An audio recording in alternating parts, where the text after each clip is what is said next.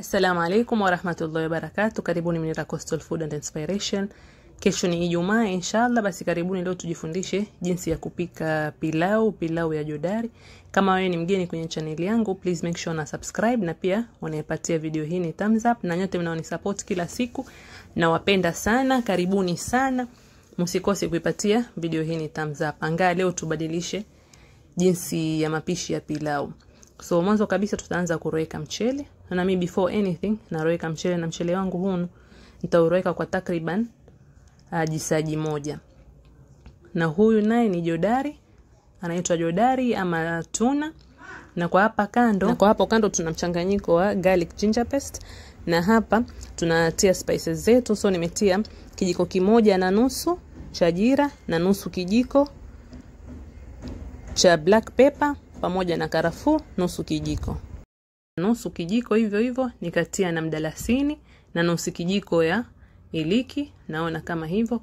Na sana hizi spices huwa ni chafu, so ni vizuri kama utazisuza. So zamani sisi wazazi wetu walikuwa kishasuza kama hivi, wanaweka kwenye sinia waiweke juu ya moto ili pashike moto, but sio lazima. So siku hizi tunaosha, bora tu ziwe safi kama hivi. Uwe umeosha vizuri, unaziweka kwa kando ziweze kutonatona maji, na kama mimi nilivyofanya hivyo.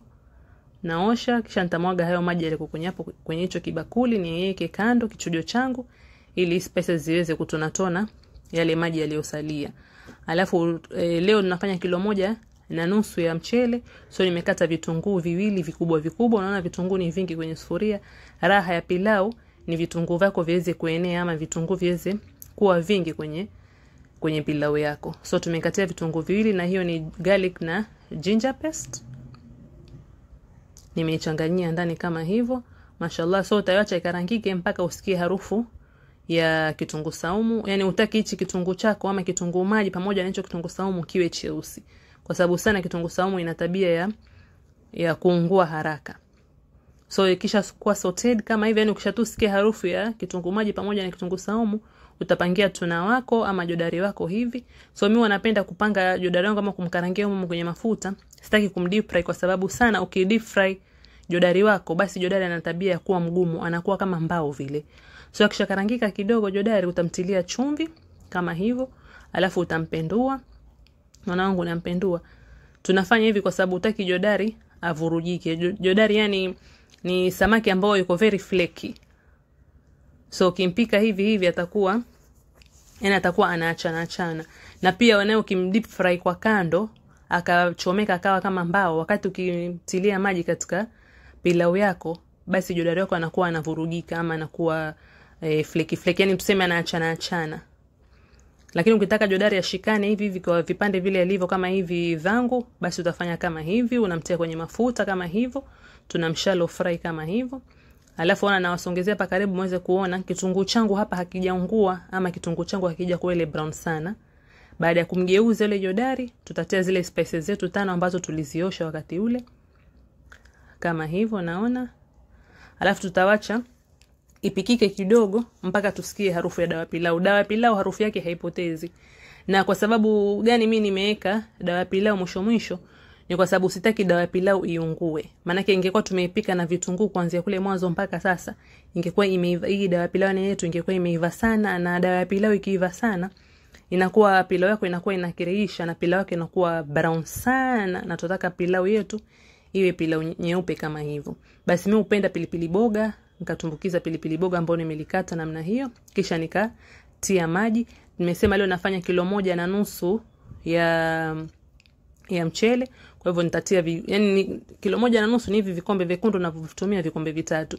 Na kwa sababu nimeroweka mchele wangu masaa mingi, nitaweka pia vikombe 3 hivyo vya maji. So vikombe 3 vya mchele na vikombe 3 vya maji. Na huu mchele ninaotumia mimi ni basmati rice. Tuseme kama wewe utakuwa umeroweka mchele wako kwa masaa machache, basi utaongezea at least kikombe kimoja pekee. Kama umeroweka mchele wako kwa 20 minutes, basi utafanya vikombe 4, yani vikombe 3 vya mchele na vikombe 4 vya maji. So maji yako yakishachemka kama yangu, umeona vile hapo mara ya kwanza, leo naongea sana maana yake nataka munielewe. So maji yakishachemka utatia ule mchele, kisha unaweza kufinika kama hivyo baada ya kutia mchele. Alafu baada madakika machache utaona maji yameanza kukaukia, ama utaona mchele unajitokeza kwa juu, huwa ni maji yameisha ama maji yanapungua. Na kwa hapo utautest mchele wako uko kiasi gani. So mchele wetu unafaa iwe kiini chake kisiwe kimeiva vizuri. Alafu unaona kwa hapa moto hunu nimeupunguza moto mdogo. So nimezima upande huu, nitaweka hunu mchele wangu ama sufuria yangu kwa huu moto uliowaka mdogo mdogo. Alafu kwa juu kama hivi unaweza kufinikia na aluminium foil. Wengine wanasema ni vizuri ukitumia baking paper, lakini mimi nataka kutumia aluminium foil. Mimi mwenyewe napenda kutumia aluminium foil kwa sababu baking paper huwa na wasiwasi, naona kama inaweza ikaroa na maji, na mimi huwa nataka maji yakingike. So after 30 minutes taurejelea mchele. So unaona haya maji yamekingika kama hivi, yani hii ni ile sweat, so inakuwa inakingika, haiingii kwenye pilau yako, hence pilau yako inabaki kavukavu na pia inaiva vizuri. Mchele wako unaiva moja moja, mashallah. Naona vile, ya salam, mashallah, mchele umetokea vizuri moja moja, na wali hauko brown sana, ama si ati kipilau ambacho ni cheusi, kinakuwa kipilau cheupe kama hivi. Unaona, mashallah, mashallah. Inshallah na sisi pia tutaweza kupika pilau nzuri kama hivi. Yani tubadilisheni mapishi, tufanyeni sasa pilau ya jodari. Tumeshapika sana pilau ya mbuzi na ng'ombe na kondoo, sasa tufanyeni pilau ya jodari, mashallah. Karibuni, na make sure pia unaipatia video hii ni thumbs up, na pia una subscribe kwenye channel yangu inshallah.